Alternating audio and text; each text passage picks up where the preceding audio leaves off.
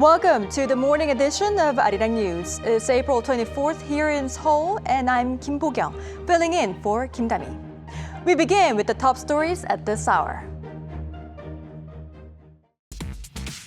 While saying Washington is having direct contact with China on trade, Trump's tone on China softened, saying the two largest economies would be setting the tariff rate in the next 2 to 3 weeks, though it would depend on Beijing. Trump is also to make another retreat, planning to spare carmakers from his tariff scheme. South Korea's delegation is preparing for upcoming 2+2 trade talks with the U.S. slated for tonight. Upon arriving in the U.S., South Korea's industry minister said Seoul's goal is to have the imposition of reciprocal tariffs removed. Thousands of Catholic pilgrims joined the queue to pay their respects to the late Pope, now resting inside St Peters Basilica, as 3 days of public mourning started on Wednesday. U.S. President Donald Trump says it's up to China how soon the tariffs can come down. The comments come amid reports that Washington is looking to cut its tariffs on Chinese imports to ease tensions between the two largest economies. Trump is also set to exempt car makers from some U.S. tariffs in yet another sign of him easing his tariff policies. Lee Seung-jae has more. Currently, U.S. President Donald Trump has set tariffs on Chinese imports at 145%. According to the U.S. leader, that number could come down significantly, but it'll be up to China. Trump also hinted a new tariff rate on Chinese imports could be decided in 2 to 3 weeks. He also warned that if there is no deal between the two sides, Washington will unilaterally set the tariff rate. Trump added that if China is unwilling to do business with the U.S., the rate will remain at 145%. The comments come amid reports that the Trump administration is looking into lowering the tariff rate for China to the 50 to 65% range. Trump also hinted at de-escalating tensions with China by saying on Tuesday that 145% is too high and that it will come down substantially. Meanwhile, in another turnaround from the U.S. leader, he's now planning to exempt car makers from some U.S. auto tariffs. According to the Financial Times on Thursday, the latest move would exempt car parts from the tariffs that Trump has imposed on Chinese imports over the country's fentanyl production. It also includes levies on steel and aluminum products.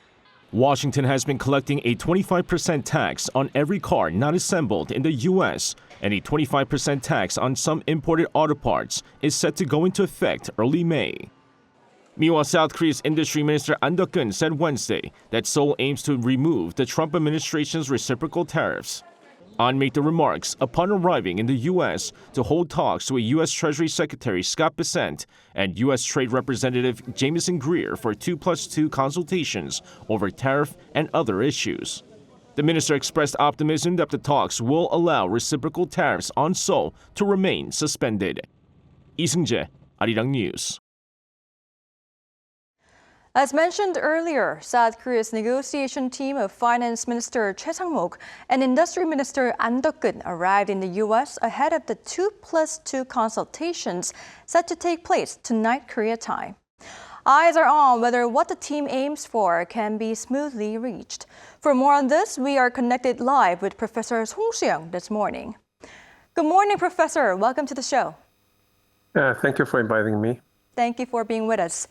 Now, Professor, just a few hours ago, the industry minister said he aims to have the imposition of reciprocal tariffs removed. Could you elaborate on the key agenda items expected to be discussed, and how do you forecast this to go? Actually, just days ago, before departing from Korea, the Trade Representative An Deok-keun, actually he is in charge of energy and the trade and also industry.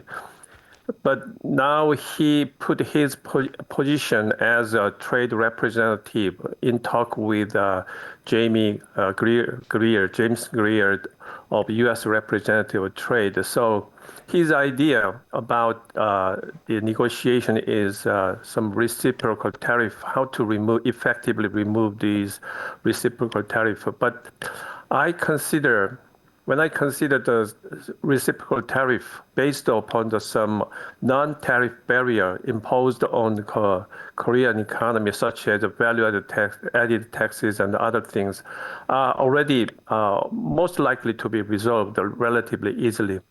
And I would like to say more about why the Minister of Planning and Finance of South Korea came to United States to meet with Scott Bessent. So this is the key aspect to watch over, but most of the details of negotiation is undercover right now. So I guess the Scott Bessent, the Treasury Secretary of the U.S., may require more stable purchase of U.S. Treasury bond and notes. I believe that is the key issue, these two-by-two talks between South Korea and the U.S. And also, most of the press in the United States raised the question about the position of the two ministers representing Korea right now, because we are going to have a presidential election in less than 2 months. So it implies that I don't think the delegations of South Korea may feel some sense of accountability to deal with these negotiations, because the negotiation to be settled properly, it will take more than 3 and 4 years and 5 years. So this is just an initiation may matter, but I don't expect much about this talk. Right, I see. So it should be an initial step. Now, Professor Song, I'm pretty sure you already know this. U.S. President Donald Trump personally attended high-level tariff negotiations with Japan, and some speculate that a similar surprise appearance could happen with the Korean delegation. Now, what should this whole strategy be to avoid a one-sided outcome in the event of such an intervention? Yeah, when we look back the extended period of negotiation between Japan and the United States about some free trade, sort of a free trade agreement between the two countries, it was a really very elaborate and very long-lasting and kind of a very slowly progressing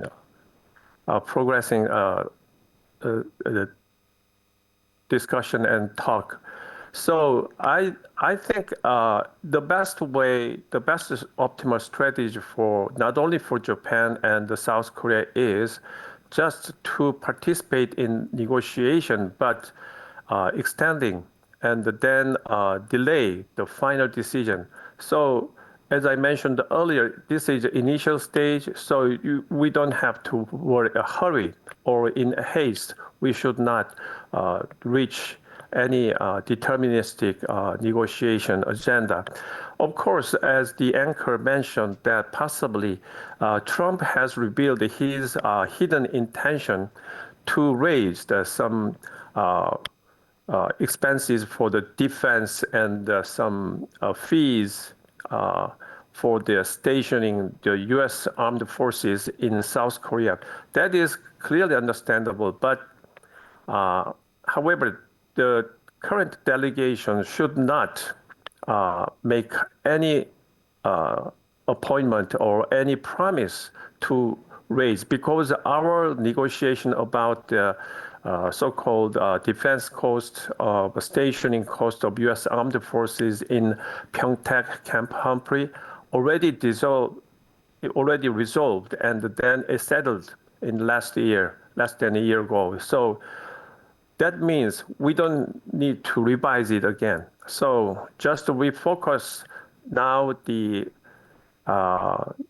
Trump is in underhand because that I think that China has maintained the upper hand, and also there is a very long negotiation between EU, European Union, and United States. Even they have not started yet, and also the Ursula von der Leyen, the EU president, has received some endorsement from several countries around the world, not just the West or EU members, but also some other countries around the world also have delivered some endorsement to the European Union. So that means there is the best strategy is wait and see. Do not make any promise. All right, so the focal point would be to not to hurry. Now, Professor Song, yes. A little earlier, U.S. media reported that Trump is planning to spare car makers from some of his tariffs. Now, how does this retreat lift concerns from automakers a bit? Yeah, this must be quite a good relief, considering the reduced tariff would be around 50 or 65%. But still, even this tariff is very high still. Therefore, I believe that the China will not make a call in advance before the United States Trump administration, Scott Bessent, and Trump make a call to Xi Jinping, or the Marco Rubio make a call to Wang Yi, the foreign minister of China. So this tells us the story how it will be played out, because already United States Trump has begin to feel some pressure from some U.S. small business manufacturing company, U.S. small businesses. Most of the U.S. small businesses, they rely on some imported goods from China. So this could be a really serious and substantive political pressure on Trump administration. So China is not at all in a hurry, and they already declared they will not push to or coerce to participate in this kind of negotiation based upon the mutual respect and the equality. That is the point when the negotiation starts. So the European Union, China is the largest trade partners. Even no negotiation has been started yet between U.S. and these big trading partners. So considering that situation, the best one, I just repeatedly emphasize that South Korea, our country, should wait. All right, Professor Song, you just said that China has no need to hurry. And that being said, even if trade negotiations between South Korea and the U.S. are concluded smoothly tonight, many experts predict that the Korean economy will still be impacted. Now, Trump hinted at possible negotiations with China, but as you already said, concerns still linger as China does not have to hurry. So what is your view on the Korean economy? Yeah, because already according to IMF, may slash the Korean economic growth rate by 1%. So this is considering just 1 year ago, exactly April 2024, IMF has forecasted the Korean economic growth rate as much as 2.3%. So this is currently less than half. So this implies that this is current situation. Once the supply chain and international trade has been disrupted, it takes very long to recover it. So it implies this current situation is very similar to the outbreak of coronavirus as early as 2020. So then abruptly, the disruption of supply chain caused some recession along the economies around the world. And then the tariff increase and the shutdown of the international trade are mostly damaged, and already damage was incurred. And then it will take relatively very long period, at least 3 and 4 years, to recover what the international trade level has been recovered to reach to some previous level before Trump inauguration as a president of the United States. So that is why we should not hurry, and there should not be just even though the smooth negotiation, that is apparently it looks like a smooth, but in order to restore what it used to be, it takes very long and make adjustment. And also, we continue some diversification of the international trade, not only with China and other countries. And the best one is diversification, and that is the optimal posture to prepare for the upcoming difficulties in world economy. All right, Professor Son, that is all for now. Thank you so much for sharing your insight with us. We really appreciate it. Okay, thank you. Shifting gears, South Korea's economy contracted in the first quarter of this year for the first time in 3 quarters. For more, our economy correspondent Shin Se-byuk is on the line. Se-byuk, let's begin with the key figures. Bo-kyung, according to the Bank of Korea on Thursday, South Korea's real gross domestic product, a key indicator of the economy, shrank by 0.2% on quarter in Q1. This marks the steepest contraction since the fourth quarter of 2022, when the economy hit by the COVID-19 pandemic contracted by 0.5%. It's also the first negative growth in 3 quarters. And what's more concerning is that quarterly growth has remained below 0.1% for 4 consecutive quarters, something that hasn't happened since related statistics were first compiled in 1960. While breaking it down, private consumption and government spending fell by 0.1%, while construction investment plunged 3.2% and facility investment dropped 2.1%, dragging down the overall growth. Exports declined by 1.1%, while imports dropped 2%, mostly due to falling energy imports. I see. Se-byuk, what are some of the key factors behind this downturn? Well, in fact, the Bank of Korea had already hinted at a possible contraction last week. It cited several factors, including prolonged political uncertainty at home and dampened economic sentiment triggered by U.S. tariff policies. There's also the temporary halt to construction activity and a delay in demand for high-performance semiconductors like HBM chips. Given these setbacks, South Korea's full-year growth is now expected to fall short of the Bank of Korea's February forecast of 1.5%. An updated projection is expected next month after factoring in the supplementary budget currently under review by the National Assembly and developments in global trade talks. Thank you for the detailed updates, Se-byuk. That was our correspondent Shin Se-byuk reporting on Korea's first quarter GDP figures. Meanwhile, the South Korea's tech giant SK Hynix achieved an earnings surprise in the first quarter of this year. On Thursday, the company announced that its sales of memory chips, particularly the 5th generation HBM, had increased following market improvement. SK Hynix also mentioned that tentatively operating profit for the first quarter rose by more than 157% on-year, and revenue grew by about 42%, approximately $12.8 billion. This marks the second highest performance ever for the company, following record high results in the fourth quarter last year.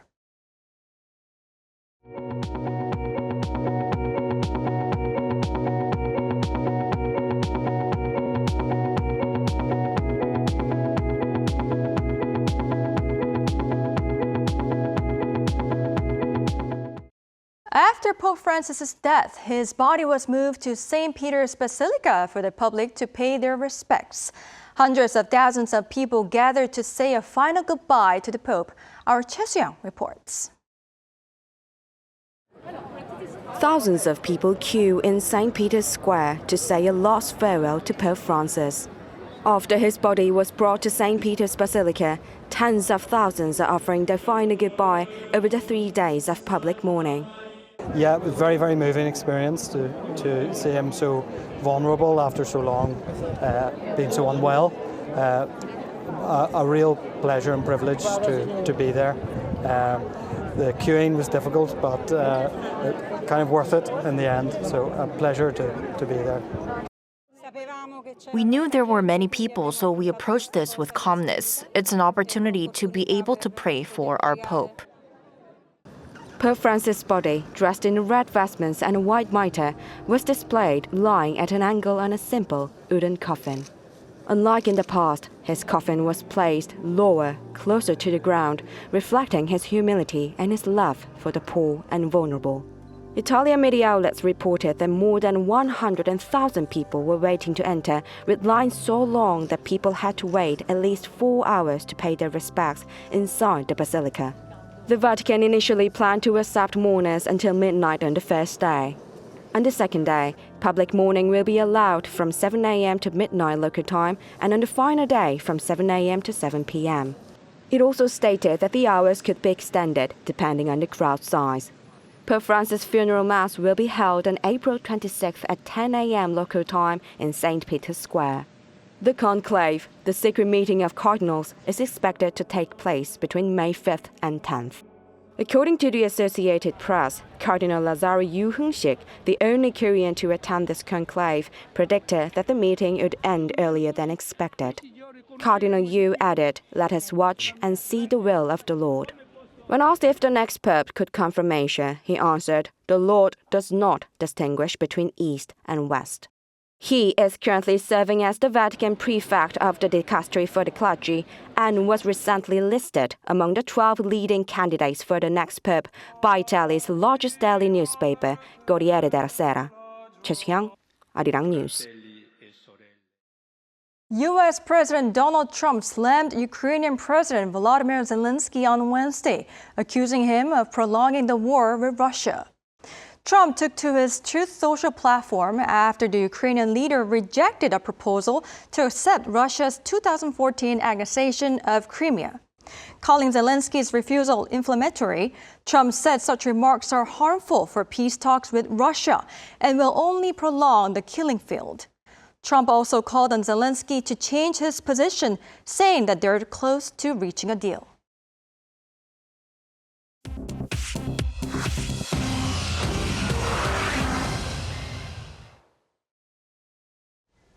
Good morning, I'm Choi Ji-hee, and this is The World Now. Starting in the Middle East, Hamas has released a new video showing an Israeli hostage in his 40s who had been abducted during the October 2023 attacks. The footage provides a hint into the conditions of hostages held in Gaza as negotiations for their release continue.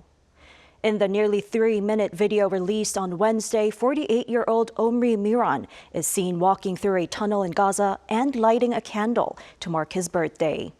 He explains in front of the camera in Hebrew his life after more than 18 months in captivity. According to the Hostages and Missing Families Forum, Miran's identity was verified by his family. Miran's family did not authorize the publication of the video, but they agreed to share a screenshot of it. Meanwhile, the president of the Palestinian Authority, Mahmoud Abbas, has called Hamas sons of dogs and demanded that the group release the hostages. Following the deadly attack by militants in Kashmir, which claimed the lives of 26 tourists, India has announced it would take diplomatic and security measures against Pakistan. Those measures include the closure of a main border crossing, the downgrading of ties, and suspension of a water treaty. On Tuesday, gunmen opened fire on tourists near Pahalgam, a popular tourist site in Kashmir, killing 26 and injuring dozens. In response, India has downgraded diplomatic relations with Pakistan and suspended the Indus Waters Treaty, a critical water-sharing agreement established in 1960. Additionally, India has closed its main border with Pakistan and expelled Pakistani military advisors from New Delhi. India's defense minister promised a very loud response to the perpetrators. Pakistan has denied involvement in the attack and expressed concern over the loss of life, calling for a National Security Council meeting to discuss the situation. Over in Turkey, a 6.2 magnitude earthquake struck near Istanbul on Wednesday at 12:49 p.m. local time, injuring more than 200 people during a public holiday in the country. The quake's epicenter was located in the Sea of Marmara, approximately 40 kilometers southwest of Istanbul. The tremor lasted about 13 seconds and was followed by over 100 aftershocks, including one of 5.9 magnitude. Officials say at least 236 people are being treated in hospitals, primarily due to injuries suffered while jumping from buildings in panic. Authorities received over 300 reports of structural damage in buildings. President Recep Tayyip Erdogan expressed relief that the situation was manageable and extended prayers for the nation's safety.